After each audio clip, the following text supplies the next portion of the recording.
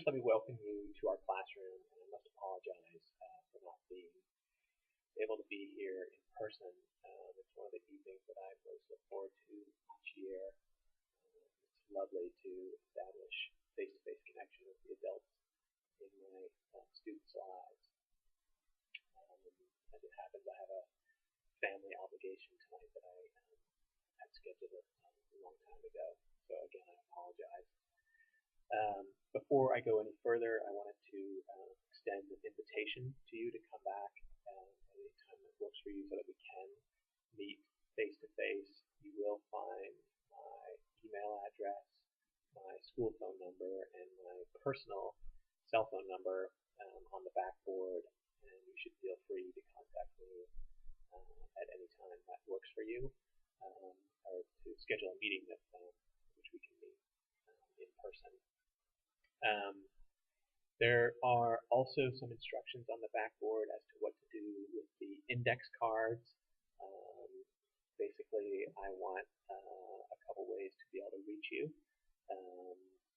for whatever reason, phone numbers and email, your names, of course, and if you don't mind, on the back of the card, saying something to me about your student that I wouldn't otherwise know. This can be serious or not. It's up to you. And you should also let me know if there's something that you would like to keep between you and me and not share with the student, if that's the case. I should take the time right now to let Adria Rodolfi, who is a student at Seattle U, introduce herself, and so let me pause the video here.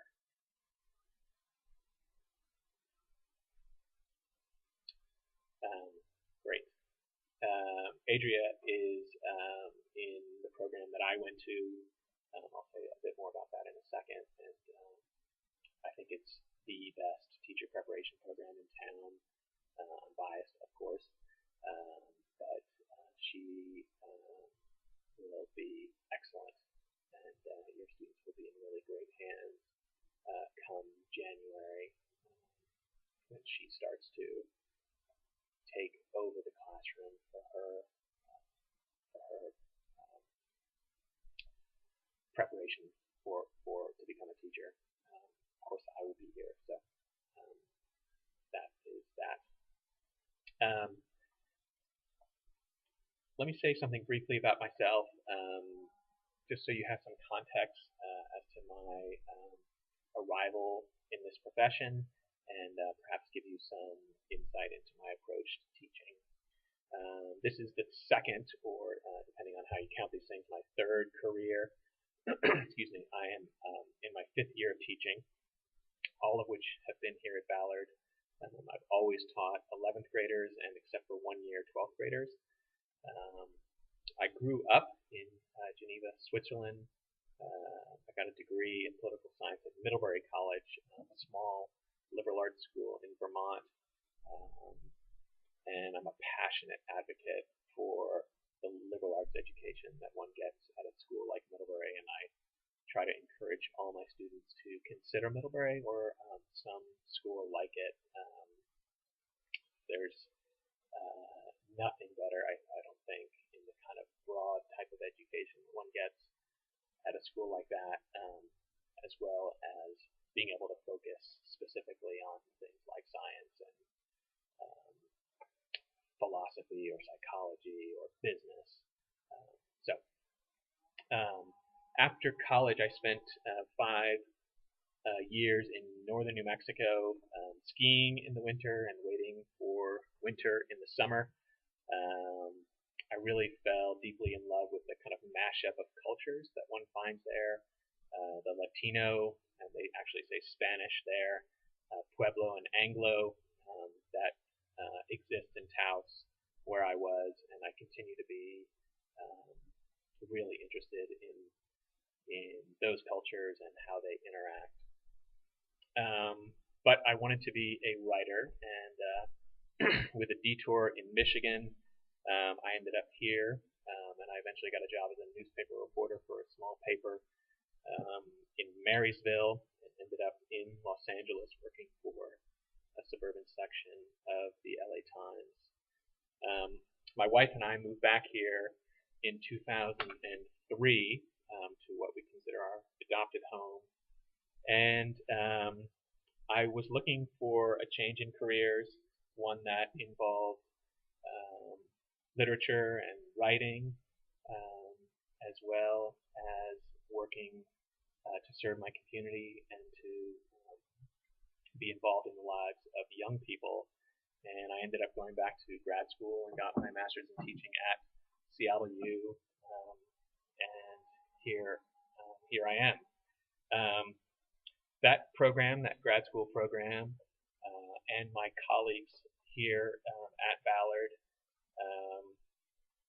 base what we do on the fact, and I say fact, that all students can address complex literature and essays, and can write clear, confident, and sophisticated essays themselves. If we understand where they're starting from, and if it's clear that the expectations from us and for them are high, and this is to some degree where you come in. If you expect high things of them, and I expect high things from them, they expect or start to expect high things of themselves, there isn't much that they won't be able to do. So that's, in a way,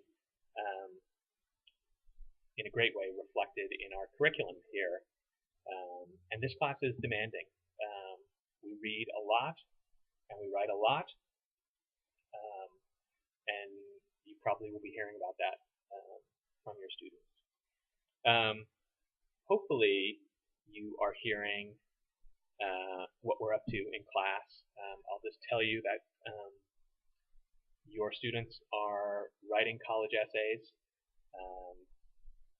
and we have a kind of belief here that all students will be ready for college at the end of their senior year when they graduate, whether or not that's what they'll end up doing.